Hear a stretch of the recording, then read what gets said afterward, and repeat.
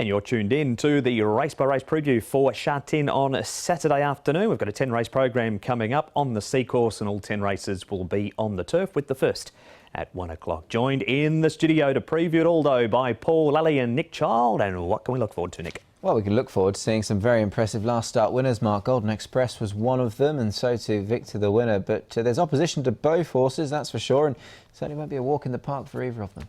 Paul's here also. No jackpots, but you've just let out of the bag, the cat out of the bag, that you're a big Teton fan for this meeting. I do like Karras in this. I think he's got some really good rides coming up, so I think he's a good chance. We'll see what price he does come up in the Jockey Challenge, and could be a golden day as well with Golden Bull and Golden Express. Right, so that's coming up on Saturday, but we get underway with a Class 5. It's over the 1,400 metres, and class droppers 1, 2 and 3. Star of Yonglong has blinkers going back on. Valhalla has the blinkers off. Young Sparkle is back in trip. Easy Life blinkers and the hood have been removed. Brilliant 8 has no blinkers. Touch Faith pacifiers off as he returns to the turf, and Heavenly Thought, his best form so far, Nick, has been across at Happy Valley. It is a Class 5, and which one shows the most pace to get to the front at the 1,400 metre start? Well, let's take a look at the speed map, shall we? Good to slow here, possibly. Brilliant 8. He might well have designs on going forward. He has done so in his last couple, and the blinkers are coming off him this time around.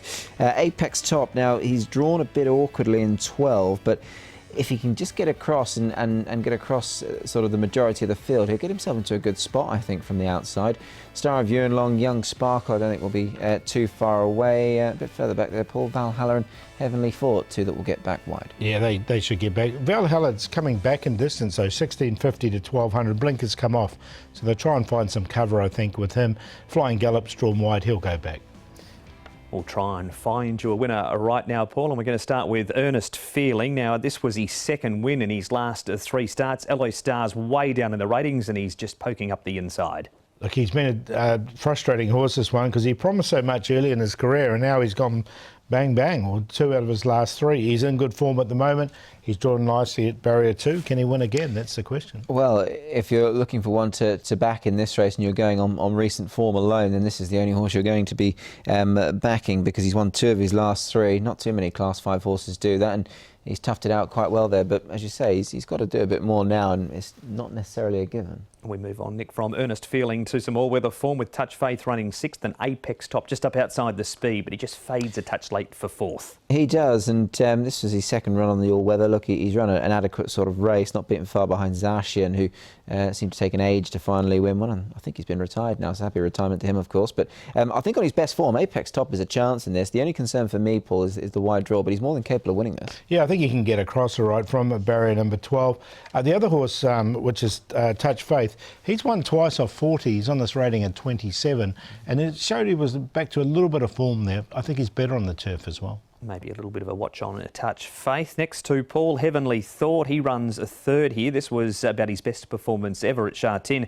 And Inspiring City on his first run in Class 5 looked a ready-made winner, but just hasn't been able to go on with it. Been disappointing, Inspiring City, as well. He's been a beaten favourite at his last start here.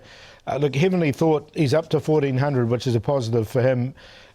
You know, I always go back to that second that he did over in the Queensland Derby, over 2,400.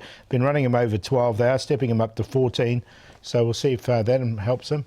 Yeah, a lot of water has passed under that bridge since then. But look, you know, given he's a 1,650 metre winner, going open trip, you think will have to help him.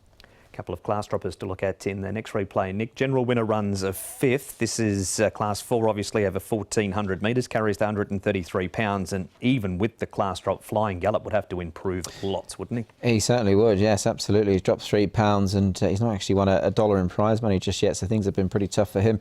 General Winner, however, he's got the Class 4 form, good enough to win a race like this. So he's 0 from 15.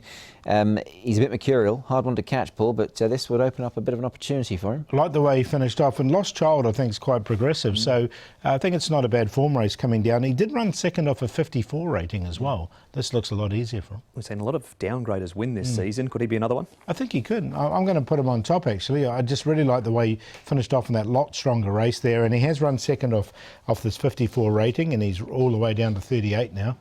Touch Faith, another really well-rated horse. He's won twice off 40. He's at this 27 rating. Apex Top's a Class 4 winner. And Star of Yonglong, he's probably the better rated of the lot. He's won off 73. He's in there for a minor line. 2-11, 10-3. Look, on the 10 here, Apex Top, wanted a bit of a price, hopefully, to kick the day off in good style. More than capable of winning a race like this, just got to overcome the wide draw.